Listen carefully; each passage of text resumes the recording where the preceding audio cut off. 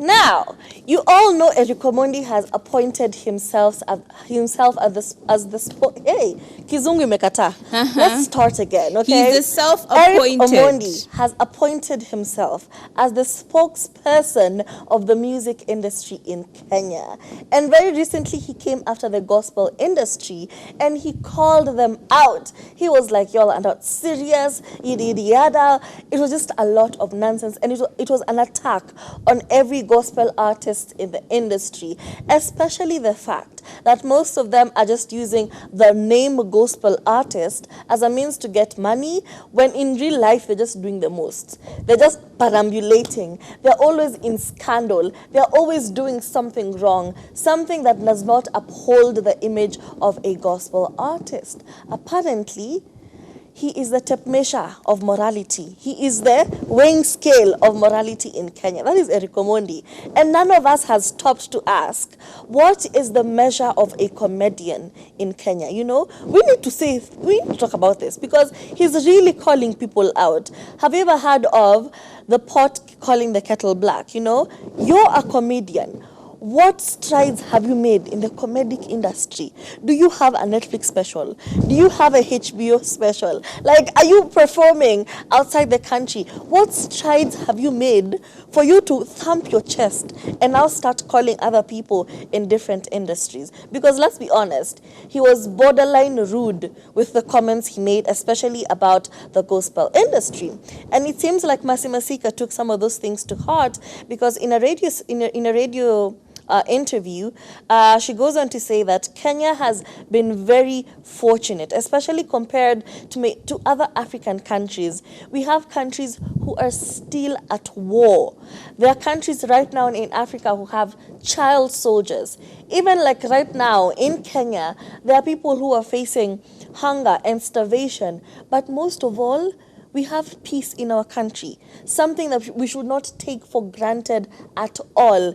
We have so many freedoms in our country that we should not take for granted at all. We have so much, we are so blessed, but we never think, let's be grateful for this. Let's say thank you for this. Let's come on the internet and say, wow, compared to what other people are going through, we are actually killing it. We are actually, we're good, you know, we're Gucci. We're like number one in Africa compared to what other people are going through. Instead, people only come and get on the internet with negative vibes. It's always negativity. It's always complaining about something. To which she says, the gospel industry shows the real picture of what anyone goes through. There are ups and downs. It is possible that there is a relaxation in places, but that does not mean that the gospel industry is fading. I feel there's a greater liberation at this time than at any other time, because we really cannot compare the gospel industry right now versus what it was. Like before, we just used to have those SDA choirs, maybe Gloria Muliro and the other girl who just jumps a lot, Rose Muhando.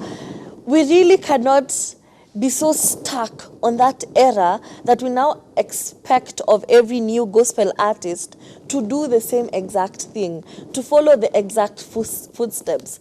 I think right now, the gospel industry is at its peak. We have beautiful voices. We have coordinated voices. It's not just a choir with one uniform performing on our TV screen with those with the graphics, you know those graphics, somebody standing on a rock, another one and a waterfall. You know, we have evolved so much. We have come for so far, and it would be horrible for us to start feeling bad about our progress just because we don't look like Maverick City, just because we don't have Grammys, just because we're not international yet. Let me tell you, we are so far. We have come for so far. How many people are singing internationally, are singing Kiswahili, gospel songs? So many people. We have seen that Korean choir who was singing a whole Kiswahili song. And you want to tell the industry, the gospel industry, that they're not putting in the work because of a few apples that are making the whole pile rotten? Call those few people out.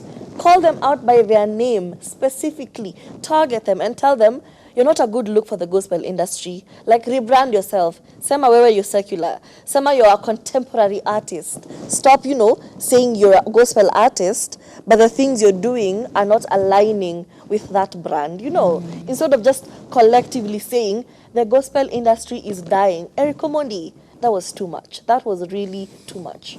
I feel like this thing where we do blanket responses for everything needs to come to an end, because oftentimes we put everyone under the same pile of garbage, and yet there are gems. In fact, the pile of garbage is so much smaller than everyone else who's doing a lot more.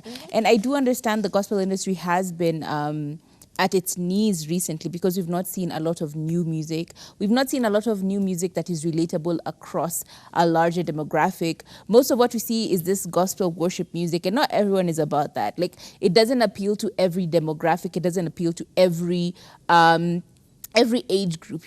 A lot of young people want to listen to something hype, something that is popping. That's why you see artists like Lecrae, who's not a gospel artist in our country, but is an international artist. He has remained relevant over the years. Why? He knows what to track. He knows what to do. He knows when to adapt. And I think adaptation is the order or the name of the game, especially in the music industry. Adapt, adapt, adapt.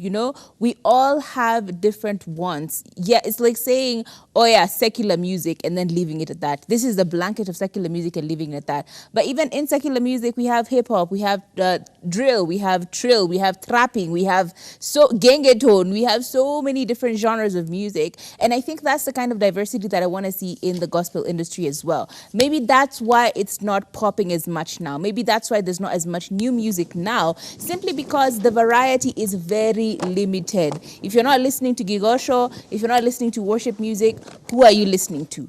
What is there to listen to? If we're being entirely honest, if I ask you about any gospel song, which song will you give me? Will it not be a worship song? It will. It will definitely be a worship song. And that variety, which is definitely the spice of literally life, needs to be seen there as well. So yes, he did put a blanket across gospel music and gospel industry, but essentially there is so little variety even still. And even in that little variety, there are so few artists who are doing well. And even within that small group, there are so many artists who are doing horribly. We take our example of the spokesman, Mr. Ringtone Apoko. Preaching water, drinking wine. If there was a picture on the dictionary for that, it would have Ringtone Apoko right next to it.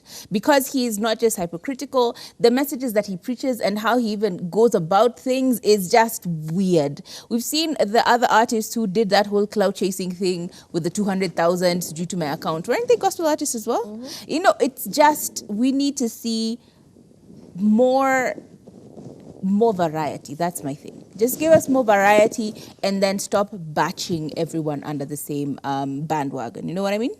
These are just my sentiments. Let us know what your thoughts are. Do you think that Eric Omondi went too far? Do you think Masika is speaking for everyone? Or do you think she's also just speaking for the particular group or genre that she's in, which is gospel worship music? Let us know. Do you want to see more variety in the gospel industry? Because there's very little of it, especially the young people. And when I say young people, I mean younger than us. I mean Gen Z. Is the Gen Z market feeling like the gospel industry, especially in Kenya, is catering to them? Do you think that that's actually a truth? I don't think so.